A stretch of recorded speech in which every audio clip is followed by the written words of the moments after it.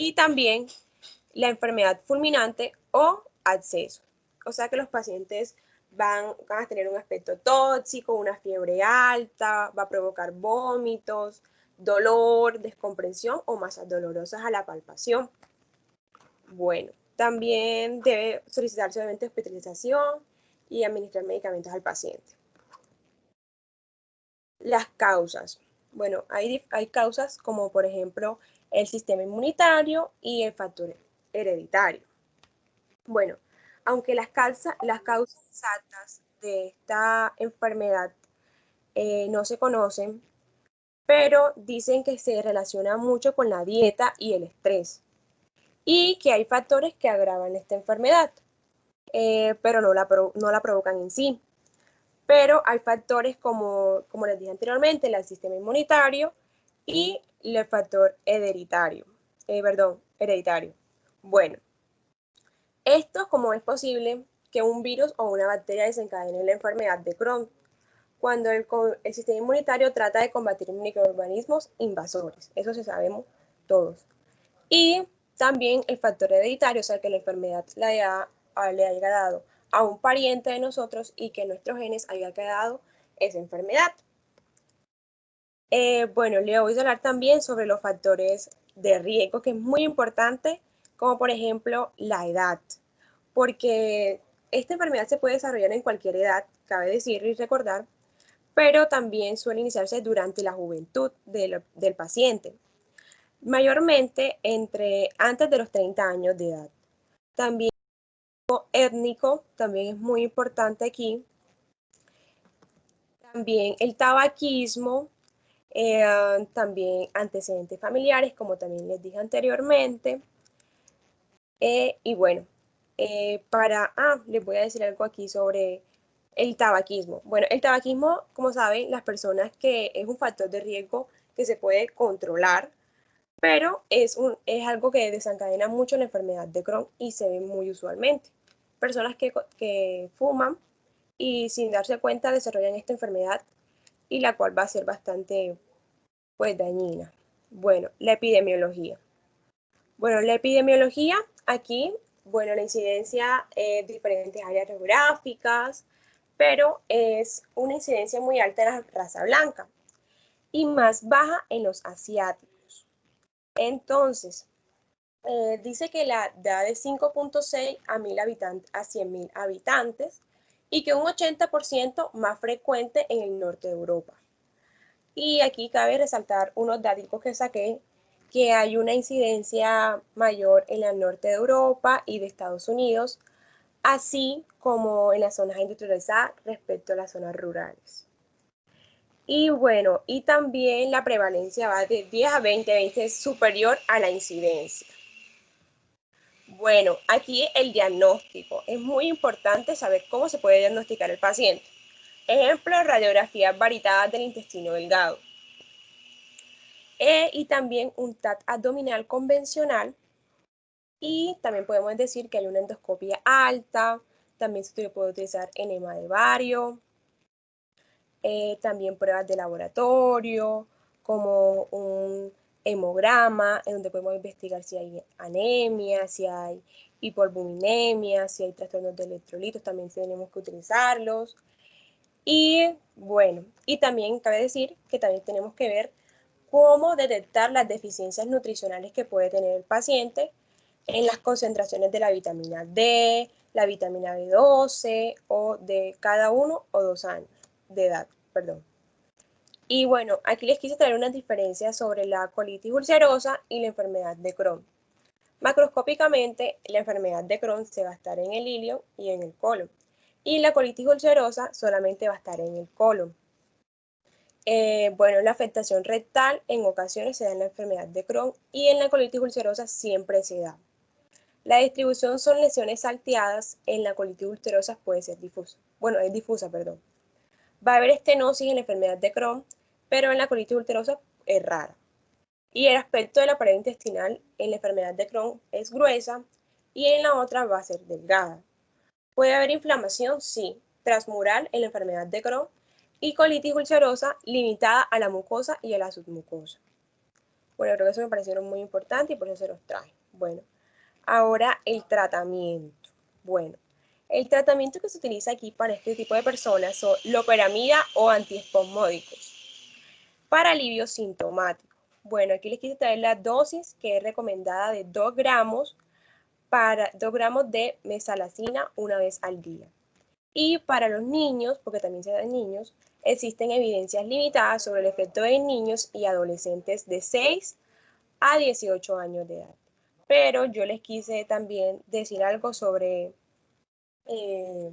esta enfermedad, ¿no?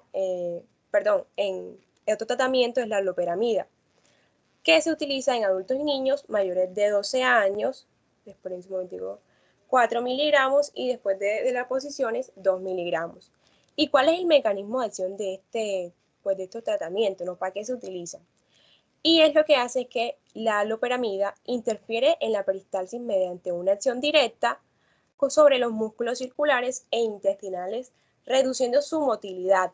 ¿Qué quiere decir esto? Que actúa reduciendo la secreción de fluidos y de electrolitos y aumenta la absorción de agua, lo que aumenta el tiempo del tránsito y reduce la pérdida de líquidos del paciente para que ya no siga teniendo más esto. Bueno, también hay, otro tratamiento pueden ser fármacos antidiuréticos que pueden aliviar los retorcijones y la diarrea, incluyendo difenoxilato, así es.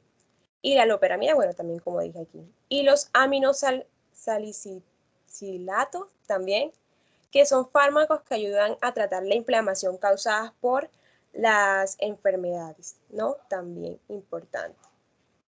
Y bueno, aquí también la cirugía, que es muy importante que se utiliza para, para esta enfermedad cuando ya es bastante, pues, bastante efectiva. Y muchas gracias por su atención.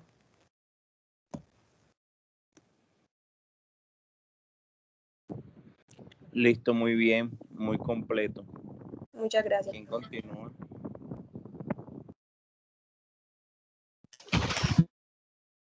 Yo, doctor, ya la subo.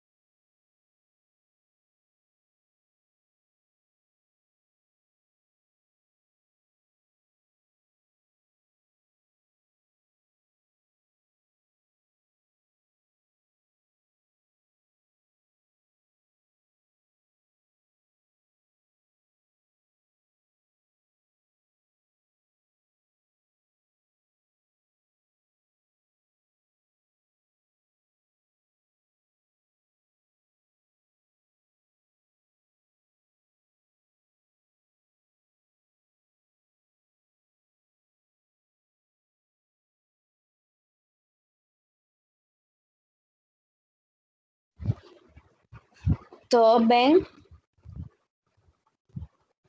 Sí. Sí. Ok, bueno. Bueno, el día de hoy les voy a presentar y les voy a hablar sobre megacolon tóxico. Bueno, con respecto al megacolon tóxico, este fue descrito por primera vez en 1950 como una dilatación aguda no obstructiva del colon. Esta podía ser total o segmentaria y también estaba acompañada de signos de toxicidad sistémica. También apareció como una complicación de una inflamación grave del colon debido a un proceso infeccioso por Clostridium difficile. Este se caracteriza porque también compromete a las 4 capas del colon y se asocia a una dilatación que es mayor a los 6 centímetros segmental o total de luz. Con respecto a la infección, Esta se da por Clostridium difficile, ya que es una bacteria que esta puede causar diarrea, afecciones intestinales, también puede causar colitis. Las personas comúnmente se infectaban por esta cuando estaban tomando antibióticos, debido a que los antibióticos no solamente eliminan los gérmenes dañinos, sino que también alteraban los gérmenes que protegían al cuerpo contra las infecciones. Bueno, con respecto a las causas, el término tóxico significa que este problema es muy peligroso. Este megacolon tóxico puede ocurrir en personas con un colon inflamado debido a una colitis ulcerosa o la enfermedad de Crohn si no se controla bien. Con respecto a la enfermedad de Crohn, pues sabemos que es una afectación inflamatoria de tipo crónico y autoinmune del tubo digestivo y esta evoluciona comúnmente con brotes. También con infecciones del colon, como dije anteriormente, por la Clostridium difficile y por una enfermedad isquémica intestinal, que esta lo que iba a hacer era provocar una disminución del flujo sanguíneo hacia el tracto gastrointestinal. Bueno, con respecto a la patogenia, pues la afección se presenta cuando hay una hinchazón y la inflamación dispersa de las capas más profundas del colon. Y como resultado, pues el colon deja obviamente de funcionar y se ensancha. En casos graves, este colon puede romperse debido a que, como se inflamó, las capas de este pueden quedar un poco más delgadas y es más susceptible.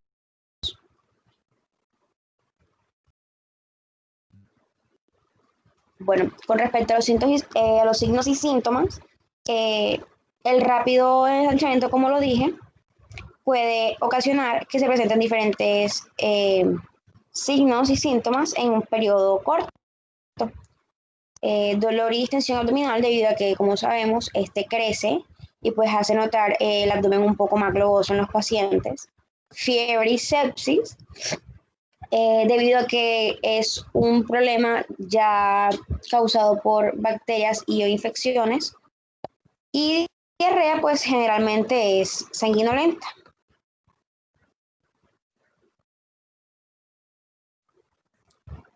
Bueno, con respecto a la fisiopatología, los mecanismos que generan que el megacolon tóxico, que generan el megacolon tóxico, perdón, estos no se van a conocer con precisión, pero también se ha establecido una pequeña relación entre la inflamación del colon y la liberación de los mediadores locales que reducen la contractilidad del músculo liso.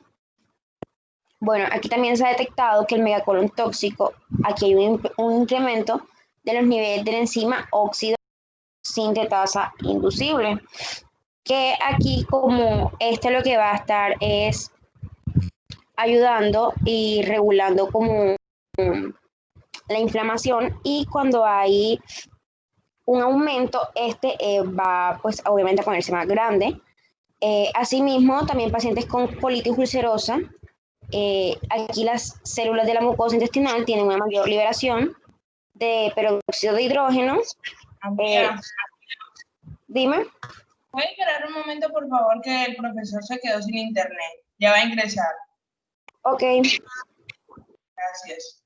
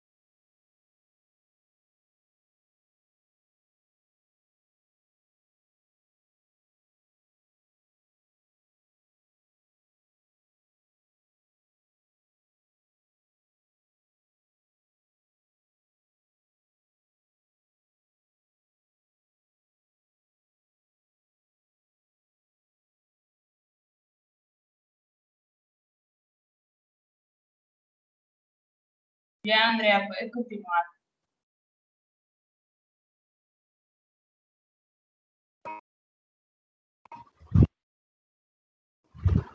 Ahí o un poquito más atrás.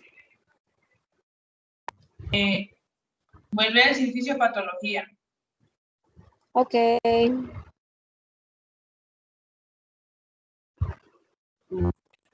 Respecto a la fisiopatología, bueno, los mecanismos que generan el megacolon tóxico como tal no se conocen con precisión. Sin embargo, pues, relación entre la inflamación del colon y la liberación de los mediadores locales que reducen la contractilidad del músculo liso.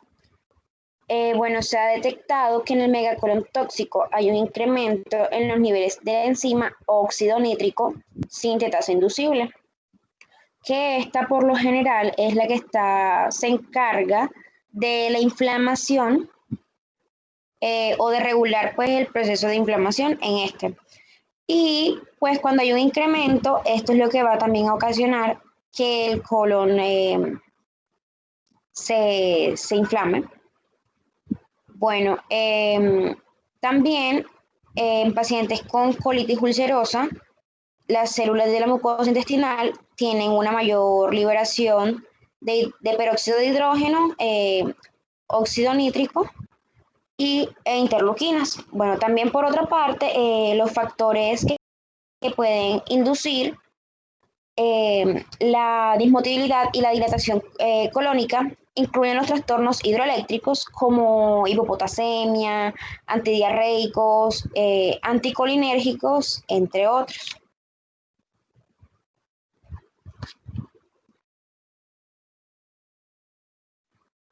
Bueno, con respecto a las alteraciones morfológicas, sabemos que el colon está bastante distendido, con la pared fina y frágil que se perfora con el mínimo contacto. Bueno, la serosa también tiene un aspecto congestivo y está recubierta de un exudado fibrinoso o fibrino purulento, y histológicamente se reconoce una inflamación de todas las capas del colon hasta la serosa. Bueno, también hay úlceras profundas que atraviesan la muscularis propia. Bueno, aquí tenemos una imagen que está mostrando el fragmento de una pieza del colon que fue extraída por medio de la colectomía. Es un megacolon tóxico, y aquí puede observarse que el colon está bastante distendido y con la pared delgada. También vemos que la mucosa está alterada en el sentido que tiene úlceras y pues sí, también se ve la presencia de pseudopólipos.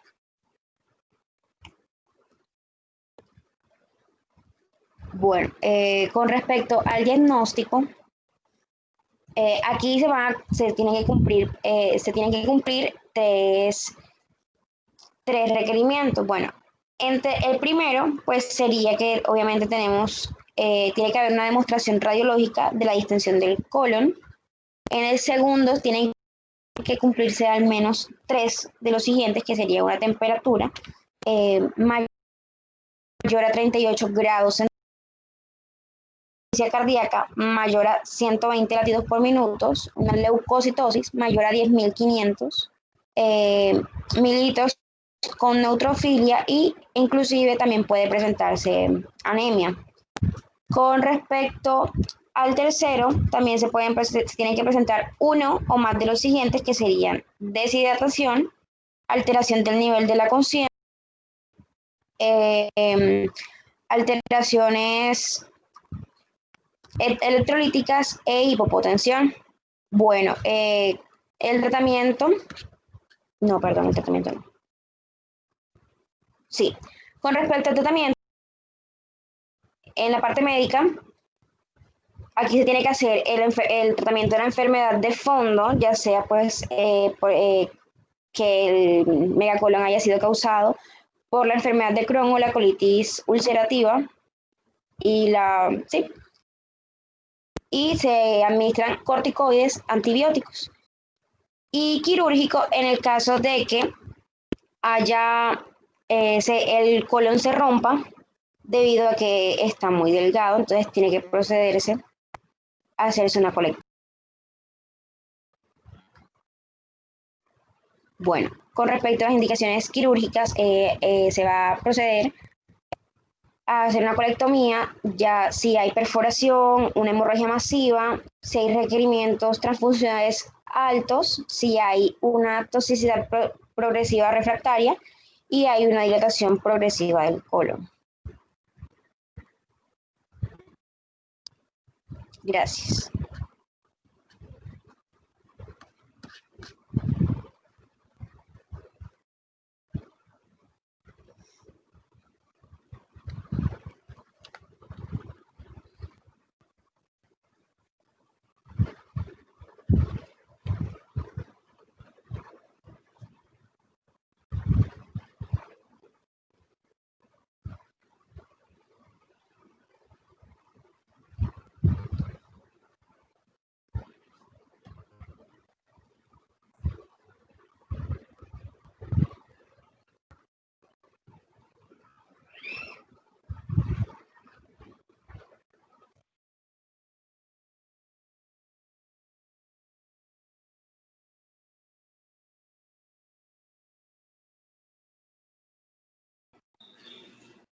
Buenas, hola, buenos días. Mi nombre es Juliana Cumplido y yo les voy a hablar sobre la colitis ulcerativa. ¿Me escuchan? Bueno, en sí, la colitis ulcerativa, antes de abarcar este tema les quiero hablar en general en sí de la enfermedad inflamatoria intestinal, que no va a ser única entidad. Esta va a corresponder a dos trastornos muy importantes que ya habíamos hablado de eso, que va a ser la colitis ulcerativa y también la enfermedad de Crohn. Entonces, primero yo les voy a hablar en general qué es la enfermedad inflamatoria. Esta va a ser una inflamación continua que se afecta en el gastrointestinal, pero se va a caracterizar por tener unas manifestaciones extragastrointestinales. Entonces, tiene una afección crónica a consecuencia de una actuación inmunitaria que se va a dar en la mucosa intestinal. Bueno, la colitis ulcerativa en sí solo va a afectar por definición al colon y al recto, y la afectación se va a iniciar en el recto y de forma continua, o sea, no va a ser segmentada como en la de Crohn. Entonces puede alcanzar una extensión en sentido proximal al ciego. Nunca vamos a encontrar un paciente que tenga, o sea, esta enfermedad solamente una lesión en el ciego, sino que va a empezar desde el recto y ahí se va a dar una propagación hasta el ciego. Entonces, esta colitis ulcerativa solo hay lesión en la mucosa y submucosa, por eso se dice que es superficial, y no va a ser transmural, como la de Crohn, que sí se da en capas más profundas y sí va a ser transmural. Para hablarnos del cuadro clínico, tenemos que tener en cuenta la extensión de la enfermedad y el grado de la actividad. Entonces, el síntoma más característico va a ser diarrea con sangre, o por decirlo así, diarrea sanguinolenta. Entonces, por lo general, el paciente va a consultar cuando ya haya tenido varios días con estos síntomas. Entonces, aunque la instauración de esta enfermedad va a ser lenta y va a ser muy característica de esta, puede presentarse un cuadro agudo simulando una colitis infecciosa. Entonces, el número de las deposiciones de esta enfermedad se va a incrementar y su volumen va a disminuir. ¿Esto qué quiere decir? Esto se va a dar por una inflamación rectal que va a tener esta persona y no va a poder, como por decirlo así, expulsar estas heces.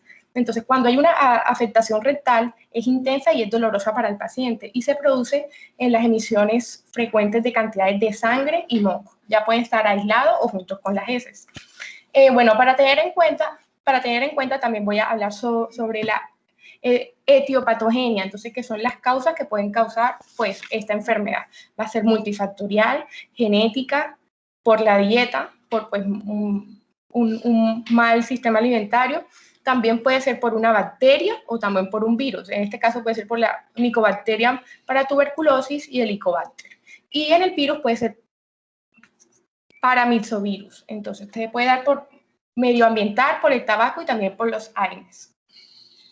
En la colitis tóxica yo les quería hablar que esta es como la forma más grave de la colitis ulcerativa. Entonces, esta va a aparecer cuando la extensión transmular de la ulceración va a provocar un hilio y una peritonitis, y estas van a estar localizados. Entonces, se puede dar en el término de horas, días, el colon va a perder todo su tono muscular, como pueden observar, y se pueden ver aquí, no sé si ven estas bolitas que están aquí, son los pólipos y pseudopólipos. Eso va a ser muy doloroso. Tóxica es una urgencia médica que suele sobrevenir ya después de una colitis ulcerativa muy grave. Y también se puede dar por opiáceos, antidiarreicos y anticolinérgicos. Y puede haber una perforación. Bueno, aquí podemos observar dos imágenes. En la número 1 les voy a hablar sobre los hallazgos colonoscópicos de la colitis ulcerosa. Entonces se pueden observar que hay edema, o sea que es inflamación, pérdida de la vascularidad, va a haber una mucosa friable y úlceras, que la mucosa friable pues, blancas que pueden observar. Y en el número 2 también vamos a ver los pseudopólipos, como ya le había hablado, que son las áreas de la mucosa inflamada, ¿verdad? Que van a tener una hiperplasia que va a provocar en la superficie de la mucosa. Entonces son estas, pues por decirlo así, estas protuberancias que se pueden ver. Entonces también se puede observar una mucosa eritematosa, finamente granulosa, con pérdida del patrón vascular normal y a menudo en zonas hemorrágicas dispersas. Bueno, para hablarles de los síntomas y los signos, bueno, principalmente va a ser una diarrea sanguinolenta en diferentes intensidades y duración, y también va a ser alternada con intervalos asintomáticos, o sea que no va a ser constante, sino que venga y que también se vaya. Entonces, por lo general, un episodio va a comenzar de una manera insidiosa y dolorosa, o sea, con mucha urgencia por defecar, porque la persona va a querer ir al baño muchas veces. Entonces, va a tener cólicos abdominales bajos muy leves, va a haber una deposición con sangre y también con moco. Entonces, cuando la ulceración, bueno, les voy a hablar cuando la ulceración se limita del recto sigmoideo y también cuando se limita en sentido proximal. Cuando se limita del recto sigmoideo va a tener unas características diferentes. ¿Esto qué quiere decir? Que las heces pueden ser normales o duras y secas.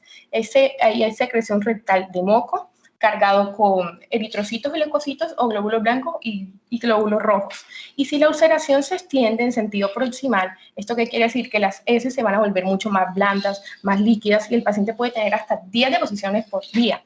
Entonces, con cólicos muy intensos y tenesmo rectal muy molesto.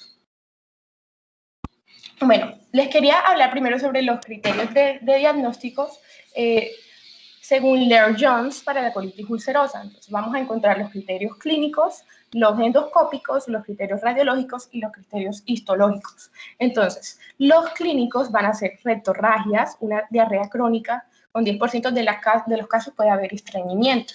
También vamos a tener dolor abdominal muy fuerte, manifestaciones extraintestinales, como ya habíamos hablado, o sea, fuera del intestino. En los criterios endostópicos vamos a encontrar pseudópilos y pólipos. También vamos a encontrar una friabilidad espontánea o el roce. Y vamos a encontrar ulceraciones, lesiones continuas y con afectación prácticamente constante en el recto. En los criterios radiológicos vamos a ver acortamiento del colon, pérdidas de austración, ¿qué es esto? O sea, son la pérdida de la función de las austras. También vamos a encontrar cambios en la mucosa y cambios en el calibre. En los criterios histológicos vamos a encontrar tanto mayores y menores. Los mayores se va a dar una inflamación excesiva de la mucosa, úlcera superficial, una distorsión en las criptas intestinales. Y en los menores se va a dar un infiltrado inflamatorio crónico difuso, también se va a dar una metaplasia en las células de Paneth, que son las que se encargan de combatir las infecciones en el gastrointestinal, y también una atrofia en la mucosa y una hiperfasia linfoide. Bueno, en los ataques agudos graves, primero quiero decirles que son los pacientes que requieren una internación médica inmediata, o sea, durante las complicaciones. Deben tomarse, para saber esto, tienen que tomar radiografía simple de abdomen de cúbito y también de pie. Se pueden revelar un megacolon o gas intraluminal acumulado en un segmento largo y continuo. Entonces, debe evitarse 100% en estos casos la colonoscopia, porque el colon por edema debido al riesgo de una perforación que se puede dar. Pero en forma típica se va a recomendar hacer una sigmoidoscopia. Bueno, para hablarles del tratamiento, quería enfocarme primero que hay que tratarlo con tratamiento dietético, o sea, con el cuidado de la alimentación y con loperamina. Entonces, esto va a ser excepto en los ataques agudos graves que ya habíamos hablado, que se van a utilizar otros medicamentos mucho más fuertes. Y esto se utiliza para aliviar los síntomas. También vamos a tener el ácido 5-aminosatílico o 5-ASA, que es la función de este, cual va a bloquear la producción de prostaglandinas y leucotrienos, y va a tener muchos efectos beneficiosos también en la cascada de la inflamación. Los corticoides y otros fármacos, según los síntomas de la gravedad, también, bueno, estos corticoides los en enfermedades graves. Entonces se indica una hidrocortisona 4 en dosis de 300 miligramos al día o metilprednisona en dosis de 16 a 20 miligramos 3 veces al día por una enfermedad muy grave. Y en la moderada se va a prescribir una prednisolona oral o prednisola de 4 a 30 miligramos una vez al día. Y este tratamiento se va a continuar hasta que se remiten los síntomas, por lo general, de 7 a 28 días. También vamos a ver otro tratamiento como los antimetabolitos y los agentes biológicos, y en otras ocasiones también vamos a requerir cirugía. Bueno, yo les quería hablar sobre la clasificación de la colitis ulcerativa. Bueno, la clasificación de Montreal de la colitis ulcerosa. Aquí vamos a observar los que son los que están en las fotos. Se van a ver por extensión y por gravedad. Por extensión vamos a llamarlas con la letra E, que va a ser E1, E2 y E3. Entonces, la primera, que es la E1, va a ser la proctitis ulcerosa, que es la que podemos observar aquí, que está de coloreado amarillo. Entonces, va a tener una afección limitada en el recto. O sea, el límite superior de la inflamación no va a superar la unión recto-semotea. Por decirlo así, va a ser solo acá abajo. Después vamos a tener la E2, que es la colitis izquierda, o también la colitis distal, que es la que podemos ver aquí a la derecha, que, o sea, esta va a ser una afección limitada solamente en el colon izquierdo. Y en la colitis extensa, que podemos observar, o pancolitis, que son las dos de abajo, las dos rojas, bueno, se va a dar una afección que se extiende más allá del ángulo esplénico. Bueno, a nivel de la gravedad, les voy a hablar que, bueno, esta se caracteriza con la letra S, y hay 4 estadios, que es S0, S1, S2 y S3. Entonces, la S0 es la colitis en remisión, que es siliente, o sea, que no hay síntomas de la enfermedad, esta va a ser subclínica. La colitis leve, que va a presentar una presencia de 4 o menos deposiciones al día en sangre, no va a tener fiebre, va a tener una leucocitosis, taquicardia y anemia. En la colitis moderada van a haber criterios de intervalos entre leve y grave. Y en la colitis grave va a haber una presencia de 6 o más deposiciones diarias, va a tener sangre, fiebre, leucocitosis, taticardia, aumento en el BSG, que es el sedimento globular normal, y a menudo vamos a tener signos de toxicidad. Bueno, aquí podemos ver los 3 tipos, como ya les había hablado, que son los más importantes. El A, ¿cuál sería? El leve. El B sería el moderado y el C sería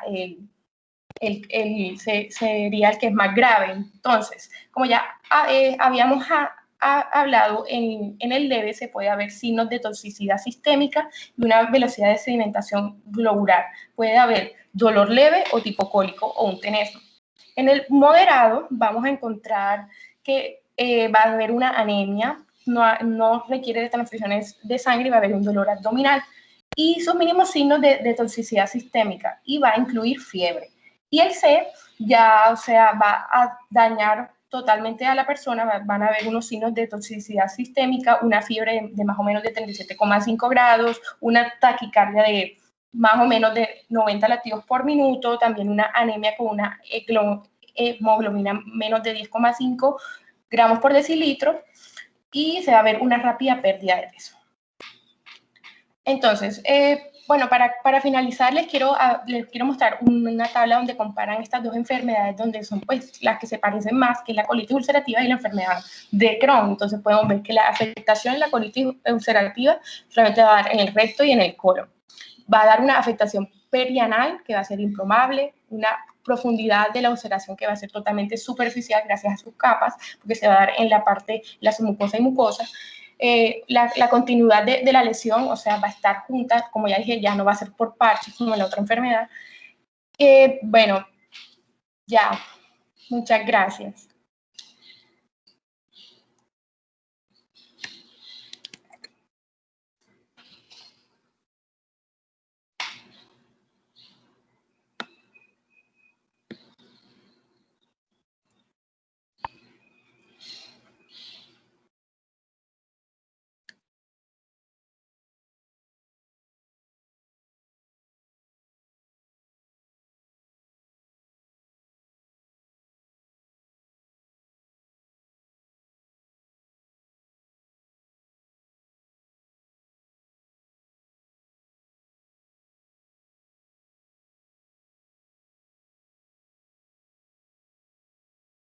¿Alguien más falta por exponer?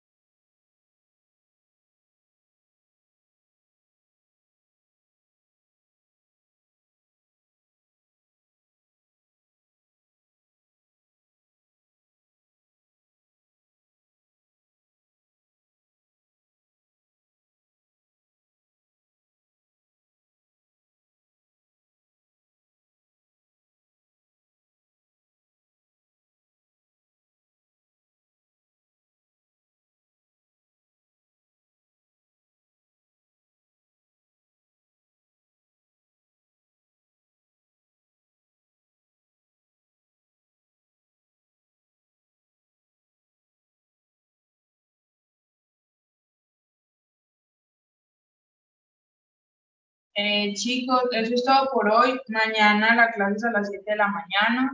Hay quiz, otra exposición y hay la clase de respiratorio. Bueno, gracias.